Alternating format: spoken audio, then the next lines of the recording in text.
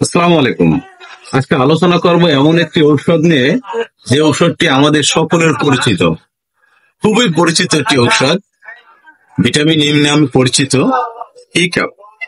এই ঔষধটি চেনেন না বা এর সম্বন্ধে জানেন না, খুব কম লোকই আছে।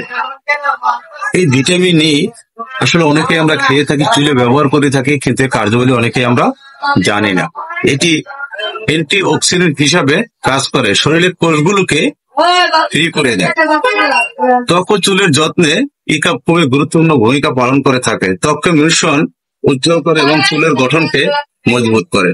প্রজনন স্বাস্থ্য ক্ষমতা পুরুষ ও মহিলার উভয়কেই সাহায্য করে থাকে। শরীরের রোগ প্রতিরোধ ক্ষমতা বাড়াতে সাহায্য করে, হৃদরোগের ঝুঁকি কমায়, রক্তনালীকে সুরক্ষা দেয়।